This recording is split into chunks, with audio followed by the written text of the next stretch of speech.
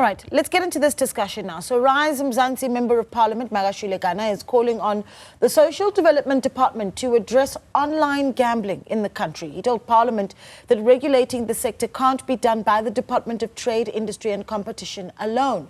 Now, experts predict that online gambling will be one of South Africa's biggest great social ills.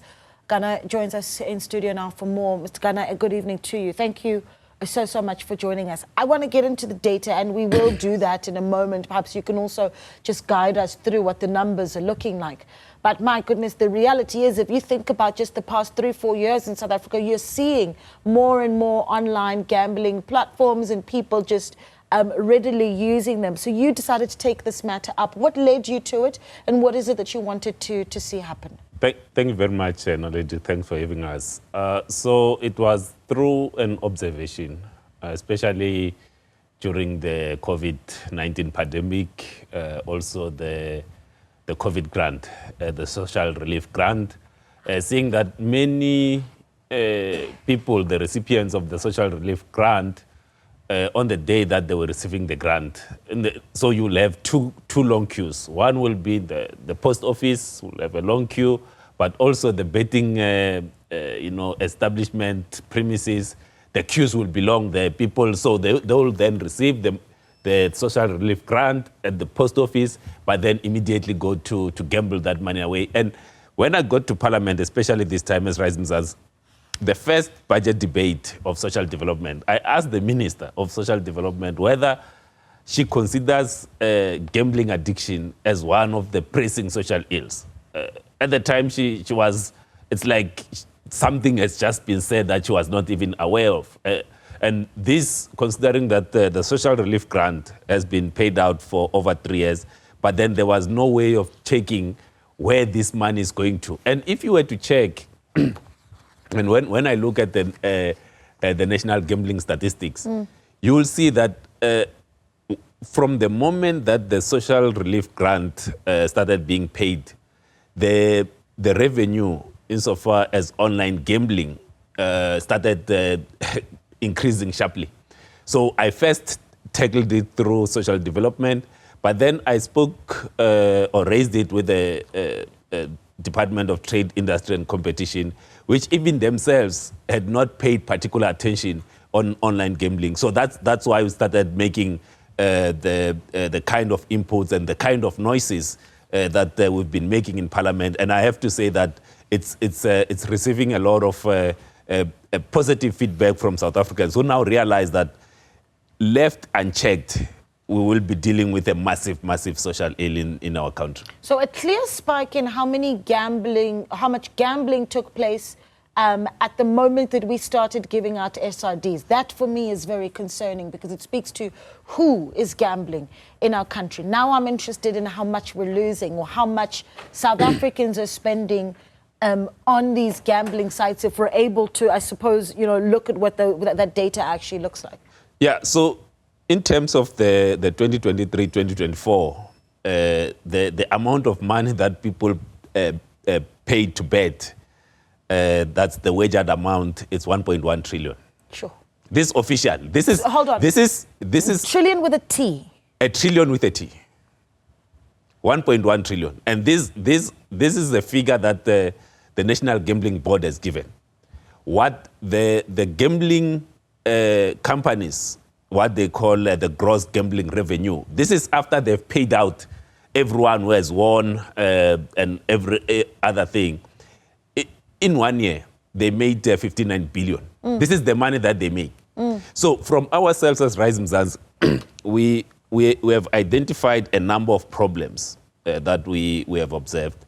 One, it's around the overexposure to gambling and betting advertisement. And I'll give you 2 examples. One, and I said this I tweeted it. So there was a cricket match, South Africa versus Pakistan. It was playing at the World Sports Betting Newlands. The Proteas is sponsored by DafaBet. The broadcast was sponsored by Hollywood Bets, which means from 10:30 in the morning up until 6:30 in the evening, anyone who's watching that cricket match is exposed to 3 betting companies advertising the whole day with very little that warns around the betting addiction. So someone today raised the similar point, is Njabulo. He says, so today Kaizer Chiefs was playing against Arrows. They lost. So Arrows is sponsored by 10Bet. Kaizer Chiefs is sponsored by SuperSport Bet. They are playing in the Betway Premiership. So anyone who's watching the football today has been exposed to 3 betting companies. And this is what is interesting, is that more and more you're hearing about those that are becoming career gamblers. Addicted gamblers. And the other issue that we have raised, Naledi, is that when one looks at the amount of money that gambling companies make and what they pay as taxes, because what they pay is to say, because gambling addiction, it's a health risk. Someone has to pay. When someone is addicted, for them to get over that addiction, there's money that has to be paid. So out of this 59 billion that they made, they only paid in taxes and levies only 4.9 billion, which is 8%. They keep 92%. 8% is paid as taxes and levies. And this is not just a South African problem. Last week on Monday, in France, because this is a big issue worldwide. So the French authorities, they then say no to the betting companies.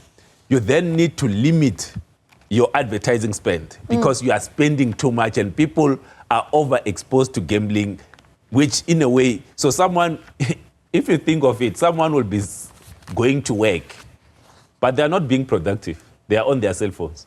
Gambling.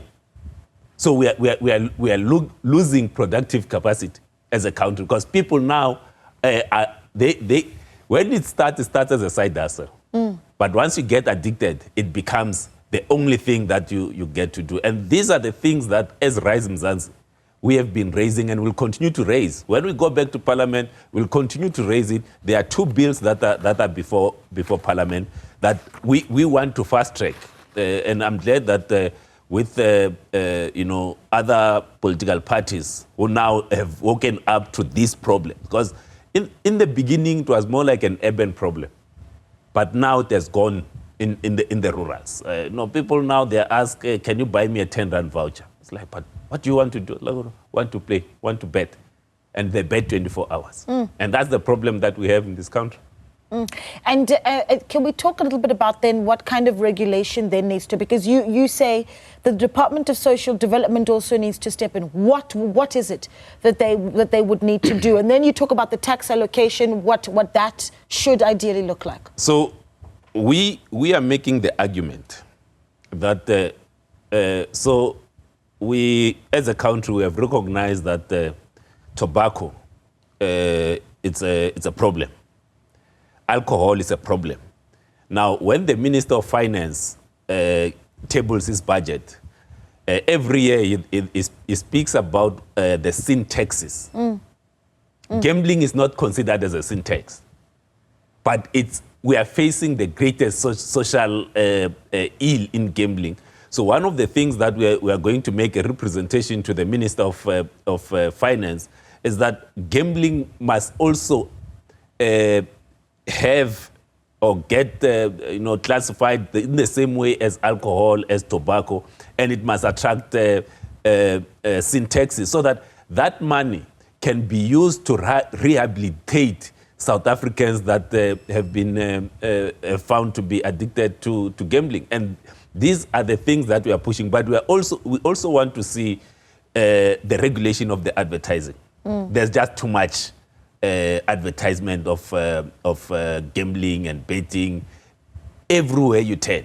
Everywhere you turn, there's just an advertisement of gambling.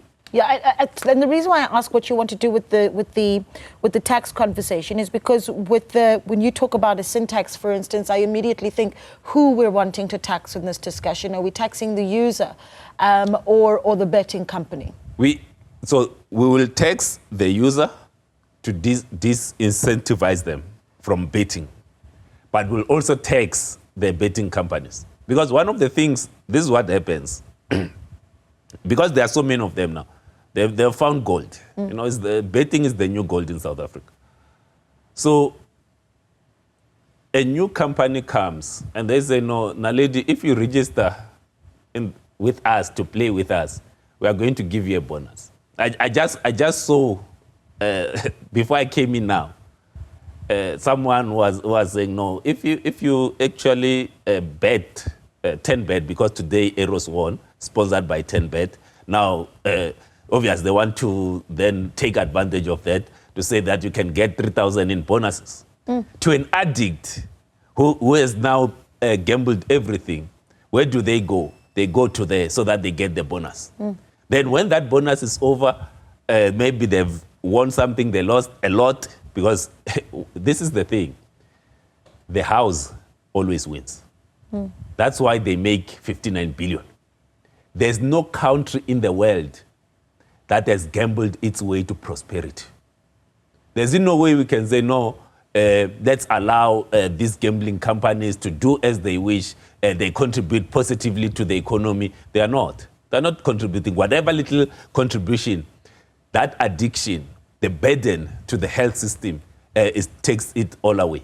I'm thinking about how the National Gambling Board, of course, showing that over 20 years, the gambling sector has seen so much annual gross revenue. So, I mean, their revenues in 2003 looked like 8 billion rand, 59 billion rand in the year 2023 to 2024. I mean, that's a massive amount of growth there.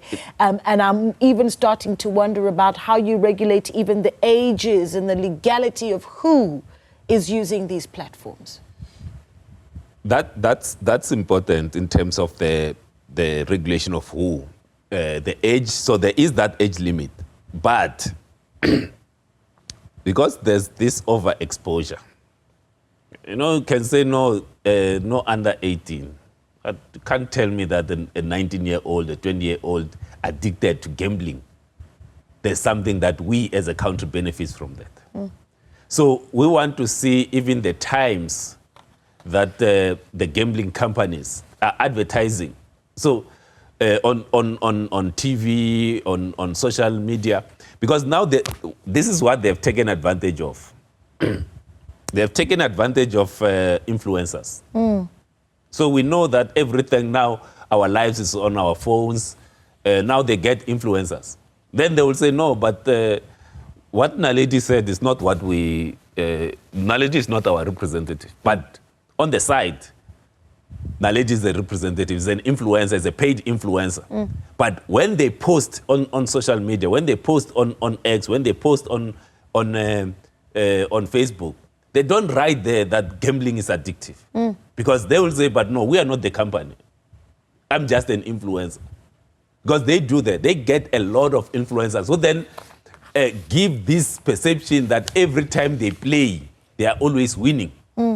Yeah, you know, I want to actually just keep looking at some of the data. So in 2020, for instance, in that financial year, the data says that casino slots machines were the preferred mode of gambling, but that's changing dramatically in 2023 to 2024. Final thought on, respond to that, and then what your first steps are going to be to tackle this in 2025 as we close off. So COVID...